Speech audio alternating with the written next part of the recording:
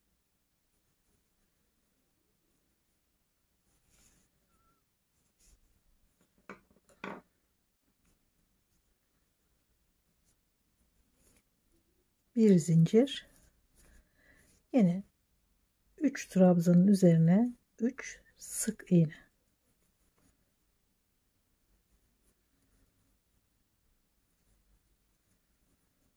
Bir zincir, gene 11 trabzan, aralara bir zincir. Sıra bu şekilde devam ediyor.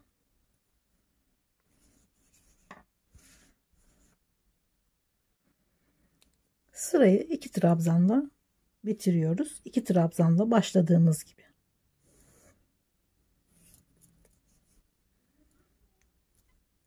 Üç zincir çeviriyorum. Hemen yanına bir trabzan. Bir zincir. 5 tane trabzanın üzerine, şurada 1 2 3 4 5 trabzanın üzerine her birine gene bir trabzan, bir zincir, bir trabzan, bir zincir,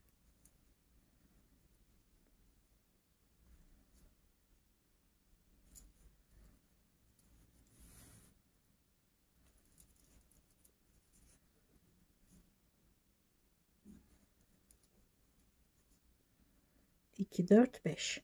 Şimdi gene bir zincir, tam ortadaki trabzan bu.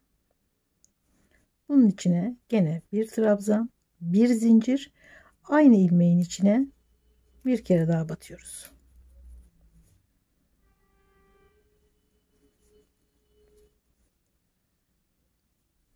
Bir zincir, devam ediyorum.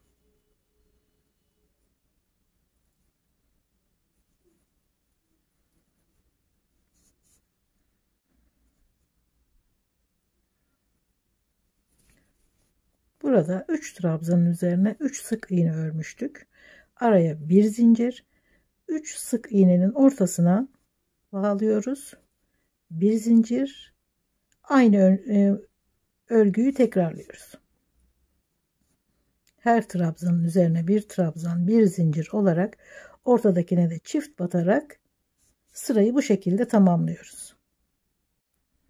Sırayı gene bir zincir, 2 trabzanla bitirdim. Tekrar sıra başına 2 trabzanla döndüm.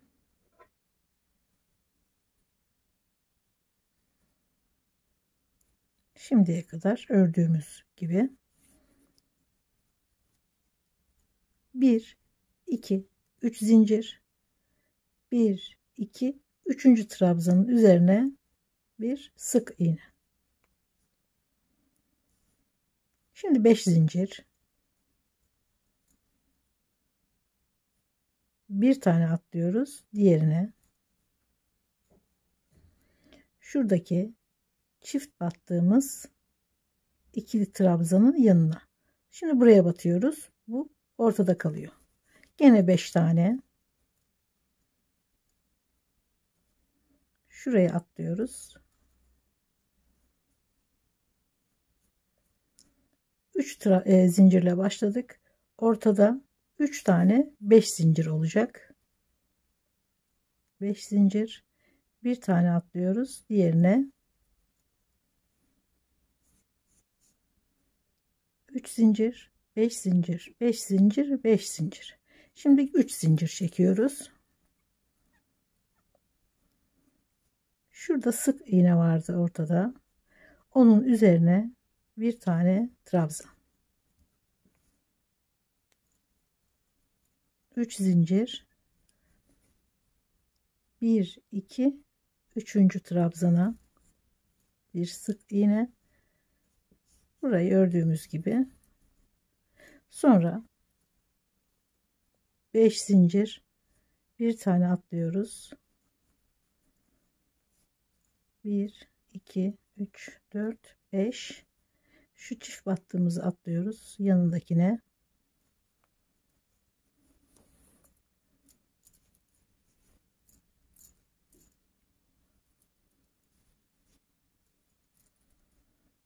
Bir tane atlıyoruz diğerine.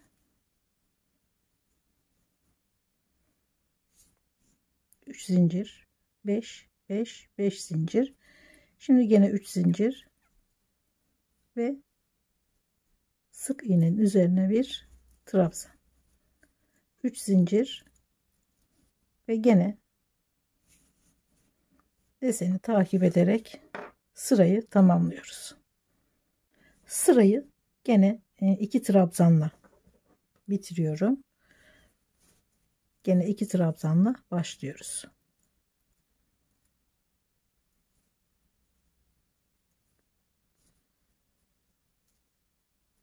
Üç zincir, hemen şuradaki boşluğun içine bir sık iğne, bir zincir,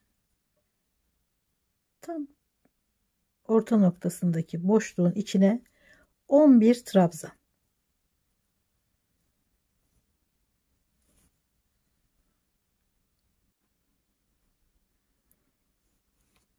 Gene bir zincir, yanındaki boşluğa bir sık iğne, 3 zincir, şurada bir trabzan vardı, hemen üzerine 3 trabzan.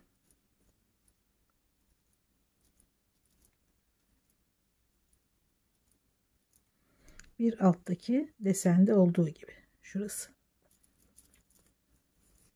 Gene 3 zincir, yanındaki boşluğa bir sık iğne, bir zincir, gene tam yukarıdaki tepedeki boşluğa 11 trabzan. Bu şekilde devam ediyoruz. Sırayı gene 2 trabzanla bitirdim. 2 trabzanla döndüm. Bir alt sırada bu deseni zaten ördüğümüz için hemen şöyle anlatayım. Gene 2 trabzan, 3 zincir ve 1 trabzan, 1 zincir, 11 tane örüyoruz. Sonra şuraya geldik, 3 trabzanın üzerine gene araya bir zincir ve bu 3 trabzanın üzerine 3 sık iğne.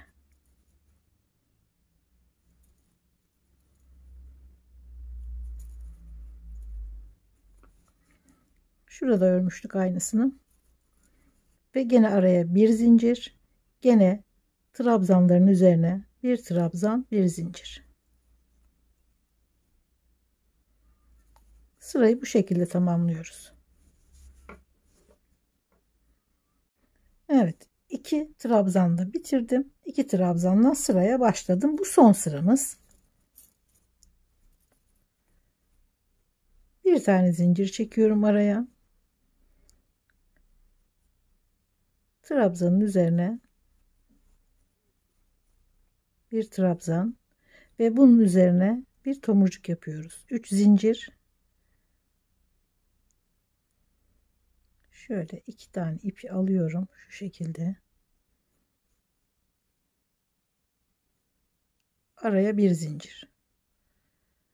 Diğer trabzana 3 zincir.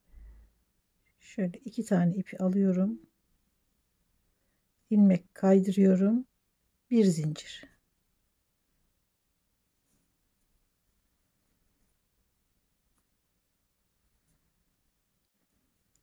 Bir tane ördüm. Şimdi araya bir zincir. Şurada 3 tane sık iğnenin ortasına bir sık iğne, bir zincir ve gene tomurcuklu trabzanları örüyorum. Bir zincir araya. Son sırayı da bu şekilde örüp örgüyü bitiriyoruz. Şuraya bir sık iğne geçmek istiyorum. Şu uzun trabzanın hemen bir gerisinden ipi bağlıyorum.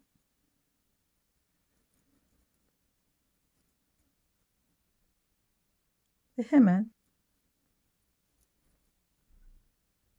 her trabzanın üzerine sık iğne geçiyorum.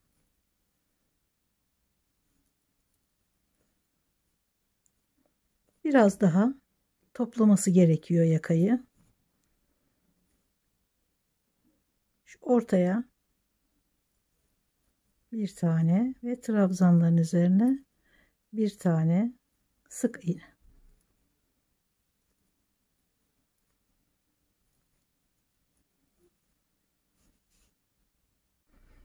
Göğüs ortasına geldiğimde son trabzanın üzerine alıyorum, bekletiyorum. Sonra şu ortaya alıyorum, bekletiyorum. Bu taraftaki trabzanların ilkine ve sonra hepsini topluyorum. Şuradaki iki ucu birleştirmiş oldum ve sık iğnelere devam ediyorum.